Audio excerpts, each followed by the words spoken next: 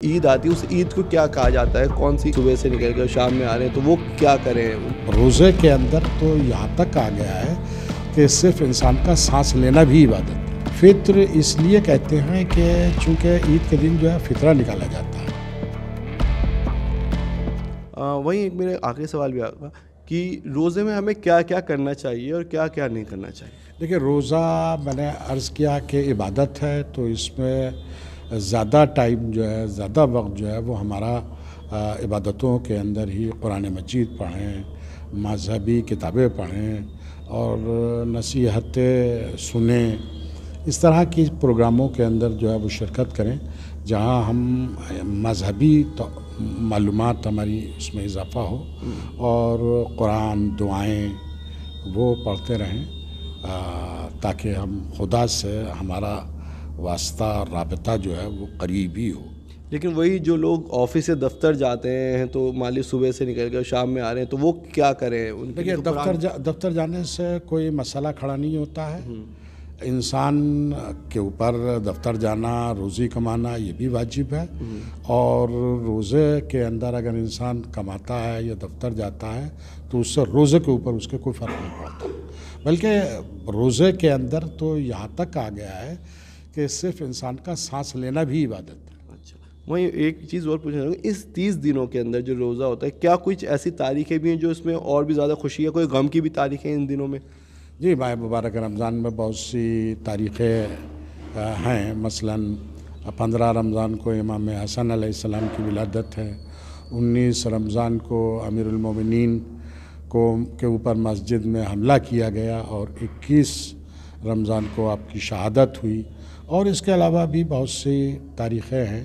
دیکھیں، ہمارا ایک عقیدہ اور ایمان یہ ہے کہ تمام آسمانی کتابیں جو ہے وہ اسی مہینے میں نازل ہوئی ہیں، یعنی قرآن بھی آپ کہہ رہے ہیں اسی مہینے نازل؟ قرآن مجید بھی نازل ہوا ہے، اور ہماری روایات یعنی اسلامک روایات کے مطابق توریت اور انجیل بھی اسی مہینے میں نازل ہوئی ہیں۔ تو بہرحال اس میں غم کی تاریخیں بھی ہیں اور خوشی کی تاریخیں بھی ہیں۔ ان تاریخوں کا اعتبار کرتے ہوئے اور انہیں ان کی یاد کے عنوان سے منانا، یہ ظاہر ہے کہ بہت بہتر چیز ہے، اچھی چیز ہے۔ اور یہ جو ایک آخری بھی زیادہ بول رہا ہوں، جو جب 29 سے 30 دن ہو جاتے ہیں تو اس کے بعد جو عید آتی ہے اس عید کو کیا کہا جاتا ہے؟ کون سی عید؟ کیونکہ بہت سے لوگ کنفیوز ہیں کہ میٹھی عید، فیکی عید، یہ سمجھ نہیں پاتے کیا وہ عید ہے؟ دیکھیے، میٹھی عید اور فیکی عید تو یہ لوگوں کے درمیان، عام آدمی کے درمیان یہ لفظ زیادہ مشہور ہیں۔ اسے عید الفطر کہتے ہیں۔ فطر اس لیے کہتے ہیں کہ چونکہ عید کے دن جو ہے فطرہ نکالا جاتا ہے۔ فطرہ یعنی غریب کی مدد کرنا، یعنی 3 کلو گیہوں جو ہے وہ ہر انسان کے اوپر، ہر مسلمان کے اوپر جو ہے وہ نکالنا ضروری ہوتا ہے، تاکہ غریبوں کی غربت کا احساس یعنی انسان کے دل کے اندر پیدا ہو۔ اس چیز کے لیے جو ہے وہ فطرے کا جو ہے بندوبست کیا گیا ہے، اور بہرحال یہ احساس بھی اپنی جگہ کے اوپر بہت اہمیت رکھتا ہے۔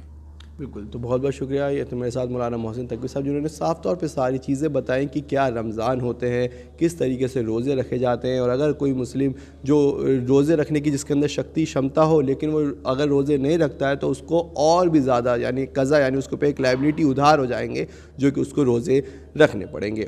تو یہ تھی میرے ساتھ ایک رمضان کے بارے میں ایک پیشکش۔ آگے بھی اسی طریقے سے آپ کو اور دکھاتے رہیں گے ہر ایک تہوار کے بارے میں۔ بنے رہیے ND TV کے ساتھ۔ مجھے دیجیے اجازت، میں علی عباس نقوی ND TV کے لیے۔